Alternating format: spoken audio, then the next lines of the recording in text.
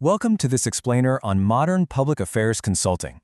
Today, we're pulling back the curtain on how institutional credibility is actually secured in today's hyper-competitive digital landscape. If your organization's success hinges on public trust and policy influence, and let's be real, whose doesn't, you are in the exact right place. Let's dive right in. I want you to start by asking yourself a really direct question.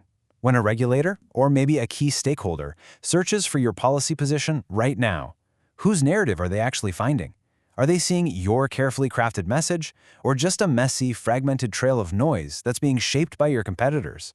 Look, in a world where stakeholders constantly validate credibility through search results, leaving your narrative up to chance, that's just no longer an option. Because here's the thing, an unmanaged digital footprint doesn't just bruise your PR ego, it creates severe reputational volatility, and that is a massive operational risk. Think about it. When decision-makers find a clear, coherent narrative, their confidence in you shoots up. When they don't, uncertainty creeps in like wildfire. So today, we're going to explore why structured public affairs is literally your ultimate shield against that exact volatility. So let's move into Section 1, the risk of unmanaged perception. We're looking at a pretty stark contrast here. On one side, you have unmanaged ecosystems. These suffer from declining visibility, totally inconsistent media coverage, and just a massive disconnect between your core values and how the public actually perceives you. But on the flip side, controlled environments allow organizations to proactively dictate their presence. They aren't just sitting back reacting to the news cycle, they are structurally managing their own place within it. Without that kind of structured intervention, you're basically staring down a cascade of severe risks. We're talking narrative fragmentation, where your core messaging just gets completely lost in the void. You also get negative search visibility, which basically means all the wrong things pop up when you're Googled. That breeds deep stakeholder uncertainty and leaves you wide open to misinformation. If the people making decisions are relying on accessible info to form their opinions, you simply cannot afford to leave that environment unmanaged. Which brings us to Section 2, redefining modern public affairs. Because we really need to completely redefine this concept. Modern public affairs, it is way past the days of backroom lobbying or shaking hands over expensive dinners. Today, it's a highly measurable system. It meticulously aligns your policy engagement, your digital authority, and your narrative visibility to directly influence stakeholder decisions. The whole goal is to ensure decision-makers encounter one unified, rock-solid narrative, whether they're looking at search results, media coverage, or your institutional communications. And the best modern consultancies, like Linkonize, for example, they don't just guess what's going to work. They ground their services in rigorous, established authority. Everything maps directly to global standards. Their stakeholder mapping? That aligns with Cabinet Office engagement guidance. Their digital advocacy follows CIPR and PRCA rules. Policy positioning is backed up by Harvard Kennedy School research. And trust optimization leverages insights directly from the Edelman Trust Barometer. So, it's an engineered framework built entirely on proven data. All right, moving on to Section 3, controlling your digital narrative. So how do you actually get that control? You do it by structurally dominating search engine results pages, or SERPs.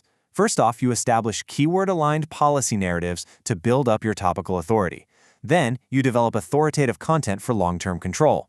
Third, you secure high-trust media coverage, which sends massive credibility signals to search engines. And finally, you structure consistent messaging across absolutely every touchpoint. It is one completely unified, airtight strategy. Let's ground this in a real-world scenario. Imagine a regulatory body is actively searching for industry compliance perspectives on some new legislation. If your carefully structured viewpoint doesn't appear prominently on page 1 of their search, well, you aren't even in the conversation. And worse, your competitor is the one shaping the policy.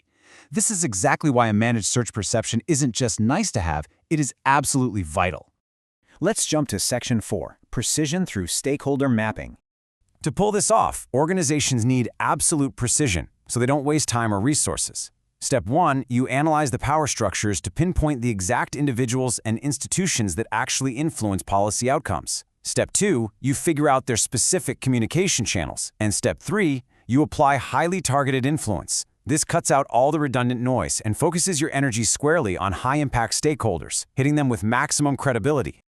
Next up, Section 5, timelines and measurable outcomes. For any executive evaluating this, you need to see a clear, data-driven timeline, right? Well, in Phase 1, the first 4 weeks, you'll see immediate short-term improvements. Think enhanced search presence and targeted keyword visibility. Then, moving into phase 2, from months 2 through 6, you start consolidating that authority. Your search rankings stabilize and your media narratives actually align. Finally, in phase 3, from month 6 onward, you hit sustained SERP control. You maintain a dominant, stable perception in the search ecosystem for the long haul. And look, these aren't just fluffy PR wins.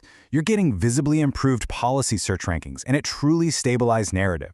But most importantly, you are strengthening the exact trust signals that global bodies like the OECD and the World Economic Forum recognize as essential for governance.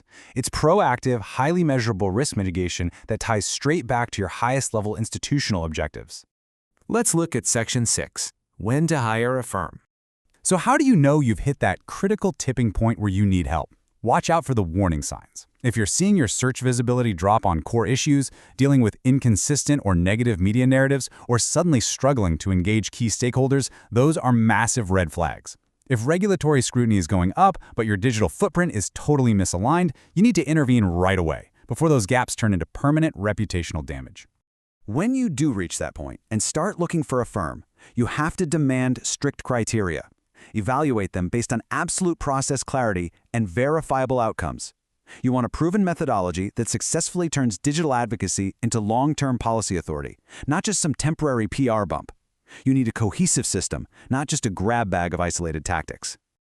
Our source documentation sums this up perfectly. For organizations operating in complex regulatory spaces, quote, "The ability to influence perception and maintain authority is not optional. It is a critical component of long-term success."